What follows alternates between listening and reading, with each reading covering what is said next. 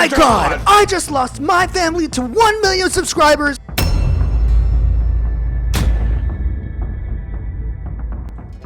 Hi, I'm Isaac, also known as the Dozy Drummer, and this is the story of how I met and lost my family to a famous YouTuber. I first met Adam, aka Pretty Bored Vids, through my sister, a smaller YouTuber and TikToker, Vanessa Janey, as they had begun dating in 2019. At first, I didn't really know what to make of the guy. He seemed goofy and awkward, but I soon realized that he was portraying his YouTube character in real life. At the time, he had 400,000 subscribers, he was relatively popular, had moved out of his mom's house to live with my sister, but really, none of that mattered to me or offended me.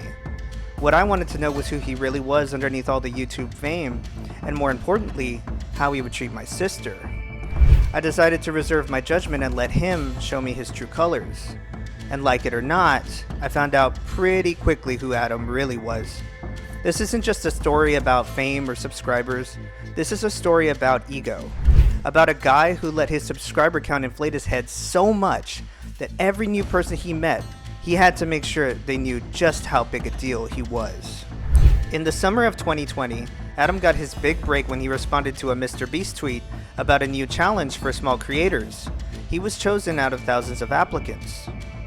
This was a major turning point in Adam's online career, even though he had already been making YouTube videos for the better part of a decade. Adam ultimately lost the challenge but received $10,000 as a consolation prize for his efforts. That was when Adam began to change for the worse. He started minimizing the people around him that didn't have clout, and his content became less about his fans and more about looking successful in an increasingly online world. But that didn't stop him from eventually reaching 1 million subscribers, and then some, by 2023. The only time I ever got Adam alone, just the two of us, was when I asked him what his intentions were with my sister back in December of 2021. He said, and I quote, "I just want to be happy." Notice how he didn't mention my sister? She wasn't even part of his answer. That's who Adam is. It's always about him. I told him, man, just encourage her to go back to school, to keep growing.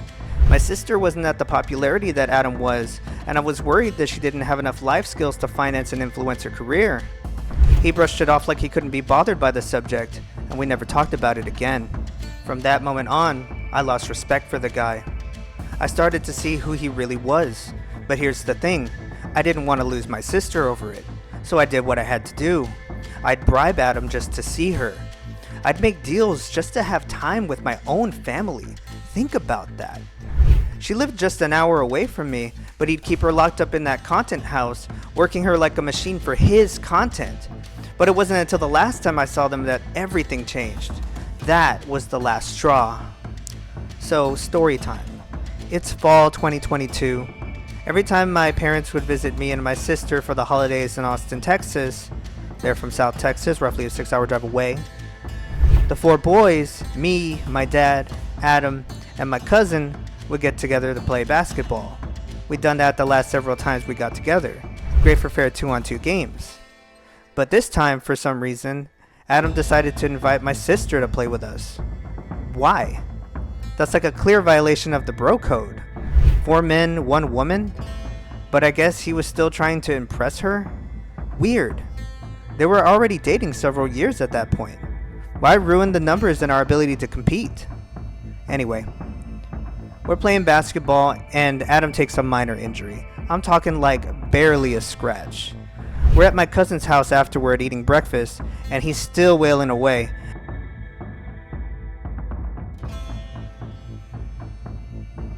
Ah! Ah! You'd think he got hit by a truck the way he carried on, crying, whining, like a child. Out of frustration, I popped up out of my seat and stopped myself from calling him out or slapping him straight up. I simply collected myself and asked if there was anything I could do to help Adam or get him to stop making his horrific noises. But that was just the beginning of the turbulent holiday weekend. Later, we're playing cornhole. Innocent family fun, right? Well, in Adam's first game against my sister, he took pride in beating her, even though she switched sides with him because the sun was in his eyes. What a gentleman, right? He also enjoyed beating my dad in a regulation rules game that lasted for the better part of an hour. Keep in mind, my parents were visiting from out of town to see me and my sister, not just Adam. And he was clearly loving the attention that he was getting from the cornhole game. But Adam, he can't stand to lose. When it was my turn, I beat him fair and square, and he acted like a sore loser, throwing a fit and sulking. The dude couldn't handle losing at a family game. And that weekend, the last one that I had with my entire family before everything completely shifted, became all about him. He made sure of that. After a long and exhausting weekend, I sent Adam a long and critical text.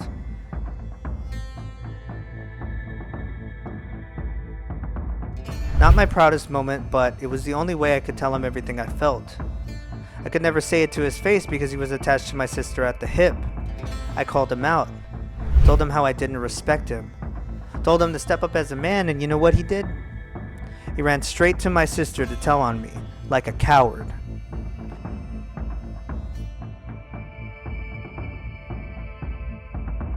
Next thing I know, my family's holding an intervention.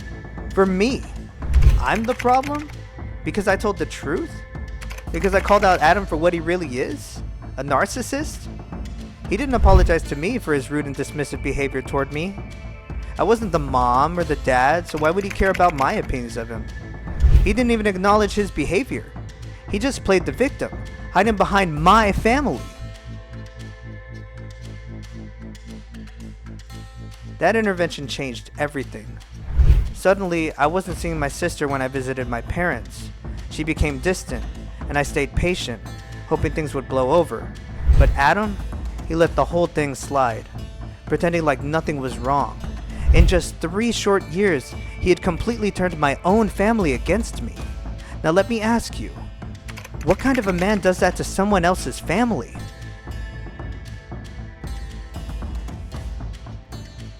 When Dogpack 404 released a series of videos criticizing the character of Mr. Beast in the summer of 2024, I saw an opportunity. I started telling my story. First through YouTube comments, then Twitter and TikTok. I felt compelled to shine light on the darker side of influencer culture, and people needed to know the truth. Not just about Adam, but about how these so-called content creators treat the people closest to them. And you know what? People listened.